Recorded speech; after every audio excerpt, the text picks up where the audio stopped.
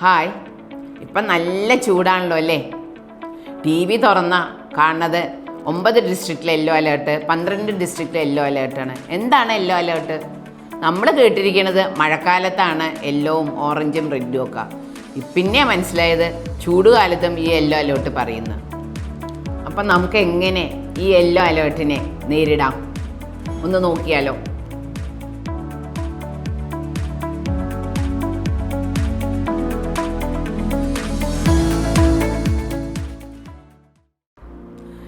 Normally കഴിഞ്ഞ കൊല്ലമൊക്കെ ചൂട് April May മാസത്തിലേ ഉണ്ടായിട്ടുള്ളൂ. ഇപ്രാവശ്യം ഫെബ്രുവരി പകുതി ആകുമ്പോൾ തന്നെ ചൂട് കൂടി. ഈ ചൂട് കൂടുതൽ കൊണ്ട് നമുക്ക് എന്തൊക്കെ പ്രശ്നങ്ങൾ ഉണ്ടാവാം, ആരെയൊക്കെ അഫക്റ്റ് ചെയ്യും? ശരിക്കും പറഞ്ഞാൽ ചൂട് കൂടിയതുകൊണ്ട് എല്ലാവരെയും അഫക്റ്റ് ചെയ്യും. പക്ഷേ ഏറ്റവും കൂടുതൽ ശ്രദ്ധിക്കേണ്ടത് വയസ്സായവരും കുട്ടികളുമാണ്. എന്തൊക്കെ പ്രതിരോധ മാർഗങ്ങൾ നമുക്ക് നോക്കാം. ആദ്യമായി ചെയ്യേണ്ടത് നല്ല കോട്ടൺ വസ്ത്രങ്ങൾ ധരിക്കുക. അതും കളറും കൂടി അതിന് ശ്രദ്ധിക്കണം.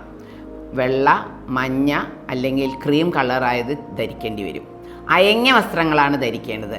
കാരണം ഇറുകിയ വസ്ത്രങ്ങൾ നമ്മൾ ധരിക്കുകയാണെങ്കിൽ നമ്മളുടെ ശരീരത്തിൻ്റെ ഇടുങ്ങിയ ഭാഗങ്ങളിൽ, എക്സ്പെഷ്യലി ആക്സില എന്ന് പറയുന്ന കക്ഷമാരുള്ള സ്ഥലങ്ങളിൽ വേർപ്പ് തങ്ങി നിൽക്കും. അത് അണുബാധിതയ്ക്ക് കൂടുതൽ കാരണമാകും. ഈ വേനൽക്കാലം മുഴുവൻ 2 നേരം കുളിക്കണം നിങ്ങൾ. അതൊരു പ്രത്യേകമായി ശ്രദ്ധിക്കേണ്ടതാണ്. കഴിയുന്നതും 10 മണി തൊട്ട് 4 മണി വരെ നമ്മൾ പുറത്തിറങ്ങാതിരിക്കണം. ഇനി ഇറങ്ങുകയാണെങ്കിൽ തന്നെ കുടയോ അല്ലെങ്കിൽ തൊപ്പിയോ ഒക്കെ ധരിക്കണം. കുട്ടികളോടാണെങ്കിൽ ഇൻഡോർ ഗെയിംസ് ചെയ്യിപ്പിക്കുക. പിന്നെ ചൂട് കൂടിക്കഴിഞ്ഞാൽ എന്താണ് സംഭവിക്കുക? ശരീരത്തിലെ ജലാംശം നഷ്ടപ്പെടും. അപ്പോൾ അത് എന്തുണ്ടാക്കും? നിർജ്ജലീകരണം അല്ലെങ്കിൽ ഡീഹൈഡ്രേഷൻ ഉണ്ടാവും. നിങ്ങൾക്ക് എല്ലാവർക്കും അറിയാം, ശരീരത്തിലെ ഏറ്റവും കൂടുതൽ വെള്ളമാണ്. അപ്പോൾ വെള്ളം കുറഞ്ഞു കഴിഞ്ഞാൽ ഉണ്ടാവുന്ന അവസ്ഥ, ഒന്ന് ശരീരത്തിലെ ധാതു ലവണങ്ങൾ നഷ്ടപ്പെടും, സോഡിയം, പൊട്ടാസ്യം എന്നിവ.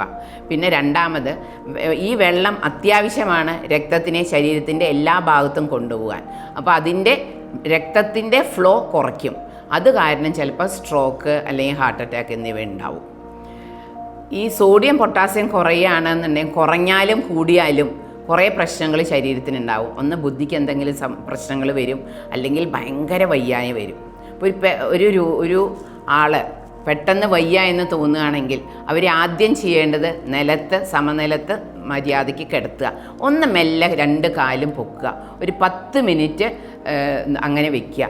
എന്നിട്ടും മാറിയിട്ടില്ല എന്നുണ്ടെങ്കിൽ അടുത്ത ആശുപത്രിയിൽ കൊണ്ടുപോയി സോഡിയം പൊട്ടാസ്യത്തിൻ്റെയും അളവ് ടെസ്റ്റ് ചെയ്യുകയും അതനുസരിച്ച് നമ്മൾ അതിന് ട്രീറ്റ്മെൻറ്റ് എടുക്കണം. അപ്പോൾ നിങ്ങൾ ചോദിക്കും, എന്നാൽ ഒരു കാര്യം ചെയ്താലോ, AC മുറിയിൽ 24 മണിക്കൂർ ഇരുന്നാലോ? അവിടെയാണ് വേറെ പ്രശ്നം.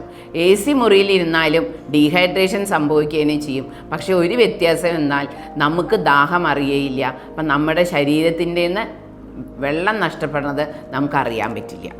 ഇനി വെള്ളം നഷ്ടപ്പെട്ടാൽ നമ്മൾ എന്ത് ചെയ്യണം? ധാരാളം വെള്ളം കുടിക്കണം. ഒരു ദിവസം മിനിമം 3 ലിറ്റർ വെള്ളമെങ്കിലും കുടിക്കണം. എന്തൊക്കെ വെള്ളങ്ങൾ കുടിക്കാം? തിളപ്പിച്ചാറിയ വെള്ളം കുടിക്കാം, അല്ലെങ്കിൽ ഒരു ഗ്ലാസ് വെള്ളത്തിൽ 1 സ്പൂൺ പഞ്ചസാരയും 1 നുള്ളു ഉപ്പ് ഇട്ടിട്ട് കുടിക്കുക. നാരങ്ങ വെള്ളത്തിൽ ഉപ്പിട്ട് കഴിക്കുക, ഇളനീർ വെള്ളം കുടിക്കുക, നാളികേര വെള്ളവും കുടിക്കാൻ പറ്റും. അങ്ങനെ പല വെള്ളങ്ങളും, മോരിൽ ഉപ്പിട്ട് കഴിക്കുക, അത് കഴിക്കുക. നമ്മൾ പുറത്തൊക്കെ പോയി കഴിയുമ്പോൾ നമുക്കൊരു തണുത്ത വെള്ളം കുടിക്കാൻ തോന്നും. അപ്പോൾ തണുപ്പിച്ച ശീതള പാനീയങ്ങൾ കുടിക്കുമ്പോൾ നമ്മൾ ഒരു കാര്യം നോക്കണം.